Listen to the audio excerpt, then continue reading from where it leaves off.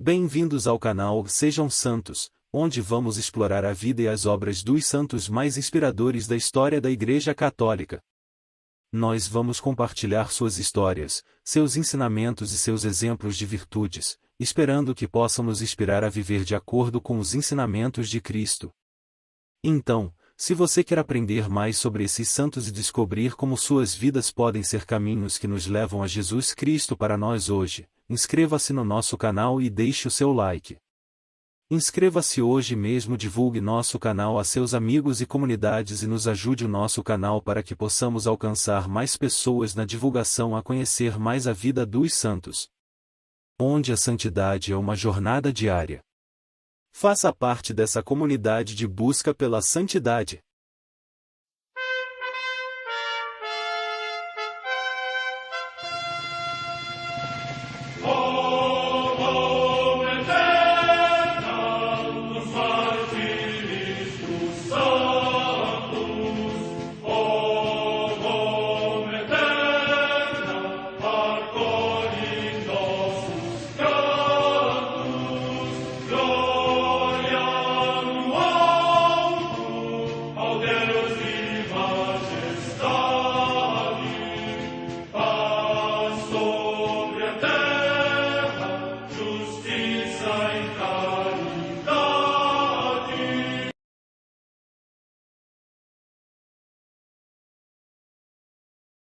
Ler a vida dos santos desperta em nós o desejo de seguir a Cristo. Através de suas vidas podemos aprender as virtudes, a sabedoria e o amor de Deus. Cada santo nos oferece um modelo de vida a ser imitado, como diz São Paulo na carta aos Hebreus, capítulo 12, versículo 1. Estamos rodeados por uma nuvem de testemunhas. A Igreja foi fundada por nosso Senhor Jesus Cristo não apenas como uma instituição, mas uma autêntica família. Os santos mártires, confessores, doutores, as virgens, os santos pastores e todos os demais santos são realmente nossos irmãos que nos precederam no caminho da fé e já estão no céu, para onde também iremos nós, pela graça de Deus. Portanto, sede santos, assim como vosso Pai Celeste é santo. Mateus capítulo 5, versículo 48. Hoje, dia 25 de maio, celebra a Igreja a vida desse grande santo, São Gregório VII, Papa. A Santa Madre Igreja celebra também nesse dia os santos São Beda Venerável, presbítero e doutor da Igreja, que passou toda a sua vida como servo de Cristo, desde os 8 anos de idade, no mosteiro de Jarrow, na Nortúmbria, região da Inglaterra, fervorosamente dedicado à meditação e explicação da Sagrada Escritura. Além da observância da disciplina monástica e o exercício cotidiano do canto na Igreja, as suas delícias foram sempre aprender, ensinar e escrever. Morte no ano 735. Santa Maria Madalena de Pazzi, Virgem da Ordem das Carmelitas, que, em Florença, também na Itália, levou uma vida oculta em Cristo, consagrada à oração e abnegação, rezando assiduamente pela reforma da Igreja, recebeu de Deus muitos dons extraordinários e dirigiu sabiamente as suas irmãs no caminho da perfeição. Morte no ano 1607. Em Atela, na Campânia, também região da Itália, São Canião, bispo e mártir. Morte entre os séculos III e IV. Em Milão, na Ligúria, hoje na Lombardia, região da Itália, a comemoração de São Dionísio, bispo, que, por causa da fé católica, foi expulso pelo imperador ariano Constâncio para a Armênia, onde morreu com o glorioso título de mártir. Morte no ano 361. Em Florença, na Etrúria, hoje na Toscana, também região da Itália, São Zenóbio, bispo. Morte entre os séculos IV v.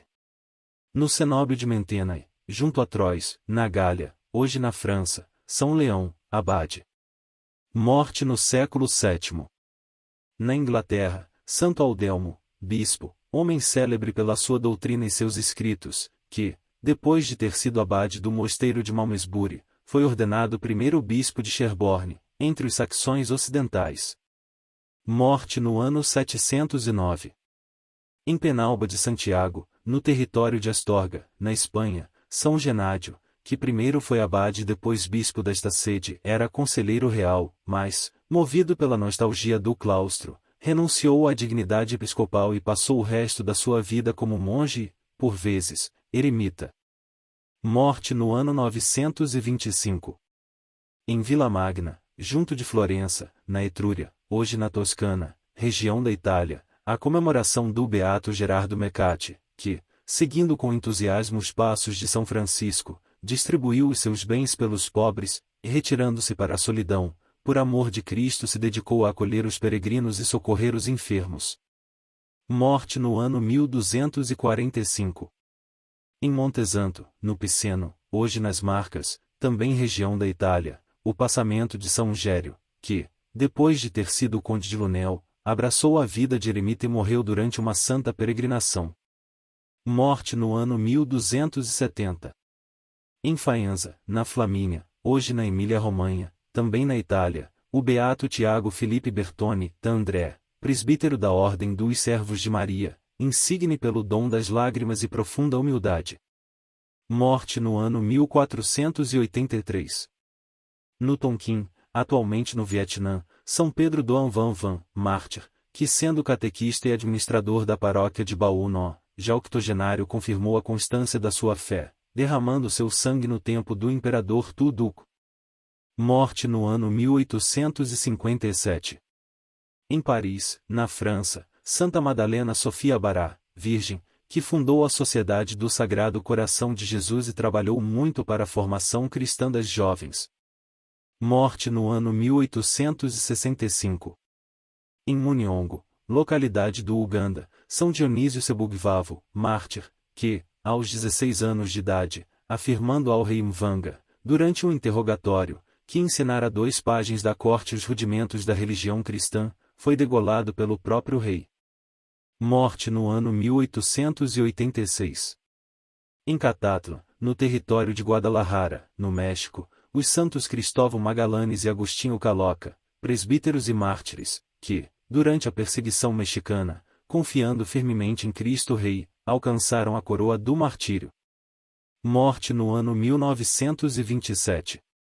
No campo prisional de Javas, povoação da Moldávia, o beato Nicolau Cielski, presbítero e mártir, que, sob um regime perseguidor da religião, venceu com a fortaleza da fé os tormentos do martírio.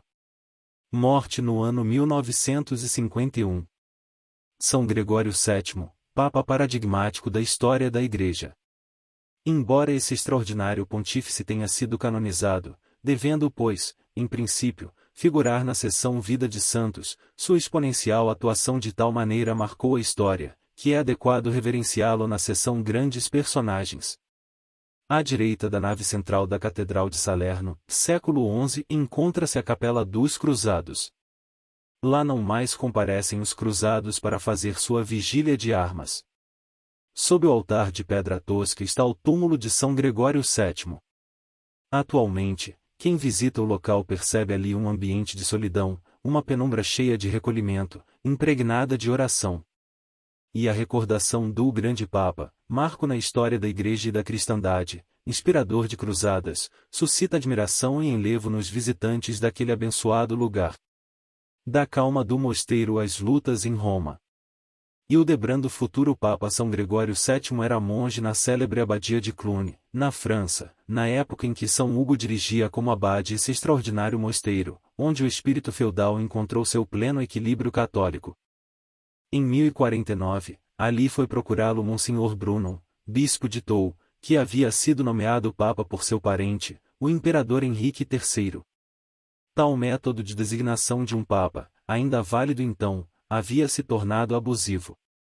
Bruno, como sumo pontífice, adotou o nome de Leão IX. Levou o monge Hildebrando consigo para Roma e nomeou o arquidiácono, primeira dignidade do Sacro Colégio de Cardeais e administrador da Santa Igreja. Iniciava-se assim um longo combate, de muitos anos de duração, daquele que talvez tenha sido o maior dos papas da história. Filho de um pequeno proprietário de terras, Hildebrando nasceu na diocese de Soana, na Toscana, entre os anos de 1020 e 1025. Em 1045 entrou em cena ao ser nomeado capelão do Papa Gregório VI. O estado de decadência em que se encontrava a Igreja o fazia sofrer, ao mesmo tempo que aumentava sua disposição e seu ânimo para uma autêntica luta.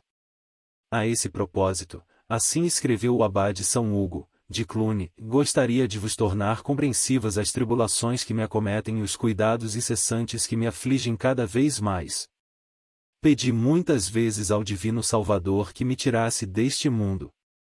Ou então, que me desse as graças para servir como devo à Santa Igreja. Vendo a Igreja do Oriente separada da fé católica pelo espírito das trevas, sinto uma dor que não posso exprimir e uma profunda tristeza que invade minha alma. Procuro observar o Ocidente, o Sul e o Norte. Difícil encontrar alguns sacerdotes que chegaram ao episcopado pelas vias canônicas, levando vida conveniente e governando seu rebanho no espírito de caridade.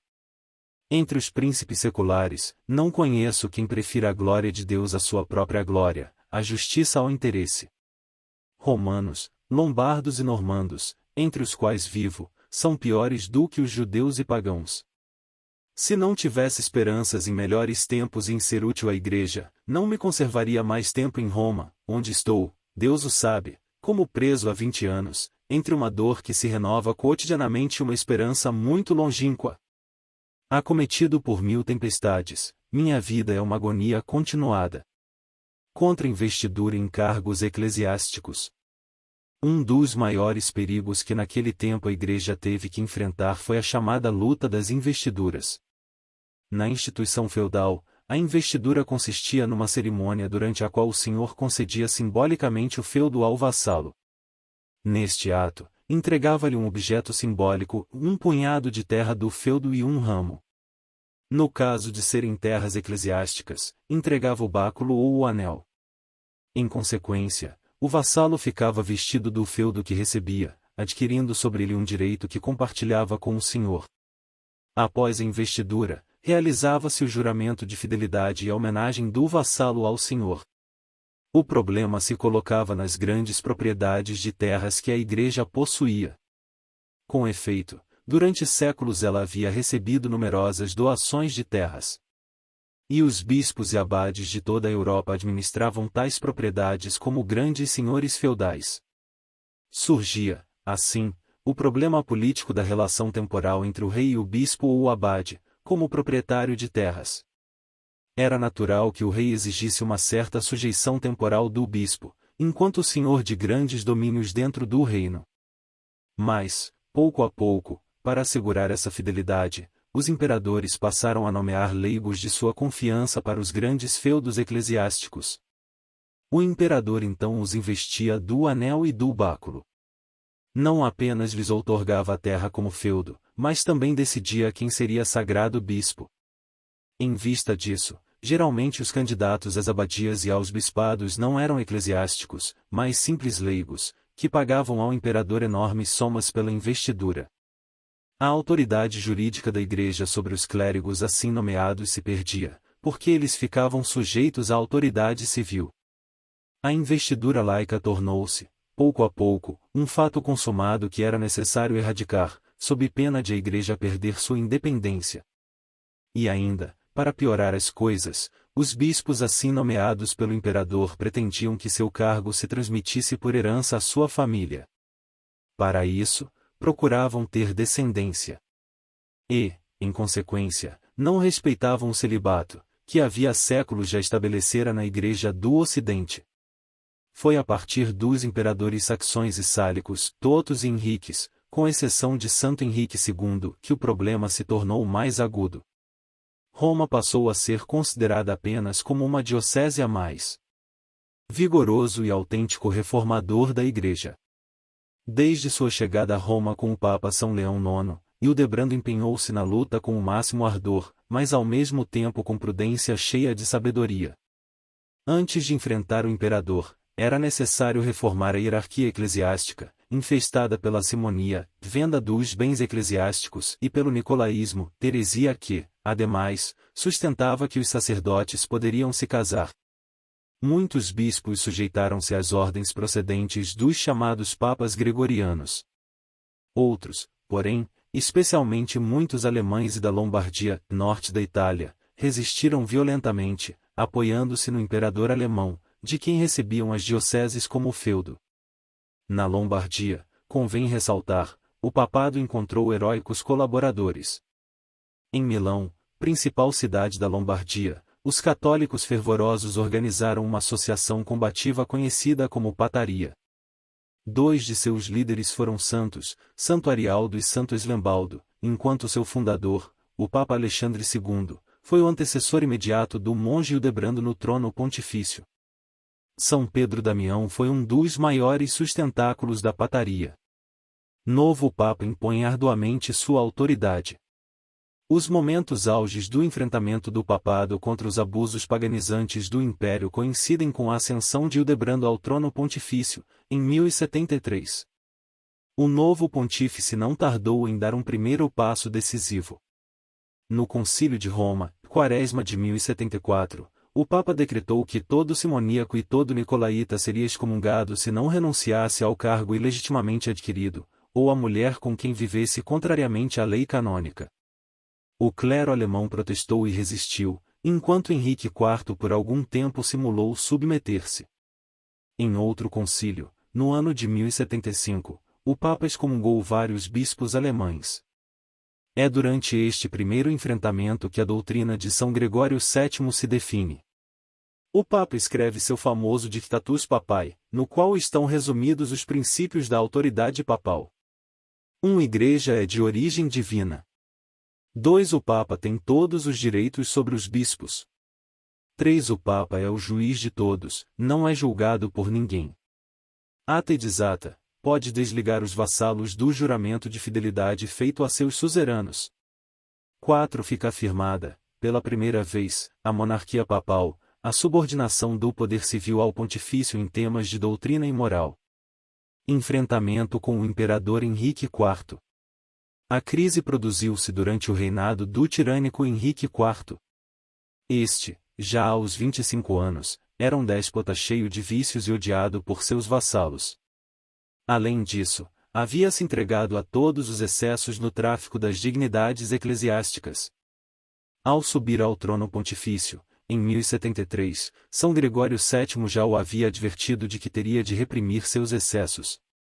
Numa carta que havia escrito a Godofredo, um dos grandes senhores alemães, lemos: não cedo a ninguém em zelo pela glória presente e futura do imperador.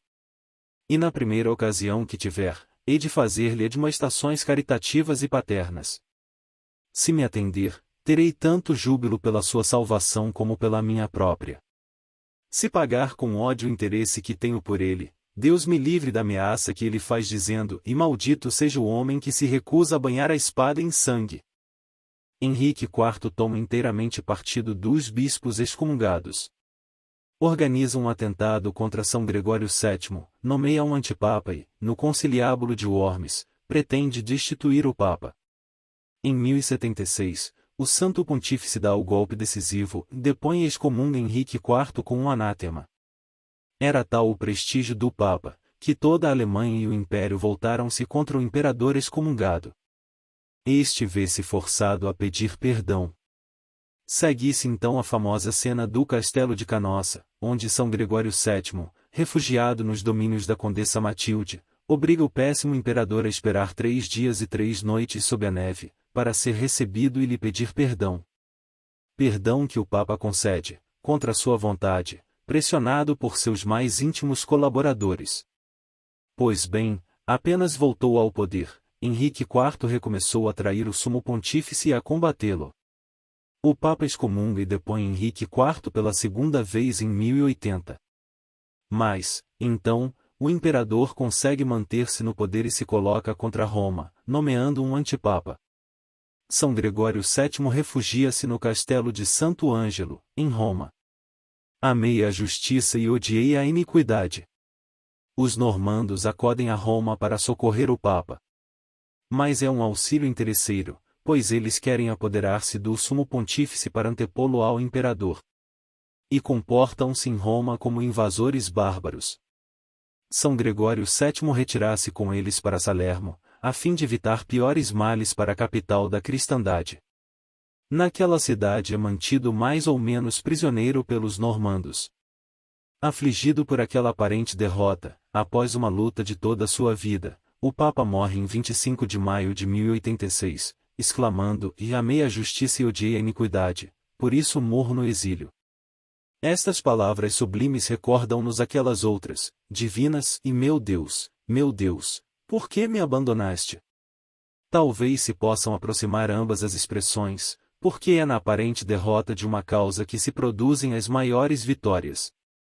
Com efeito, menos de 30 anos depois, na Concordata de Worms, em 1122, os senhores feudais leigos e religiosos impõem ao imperador Henrique V, filho de Henrique IV, o abandono das investiduras do Anel e do Báculo, e também aceitar a liberdade das eleições canônicas.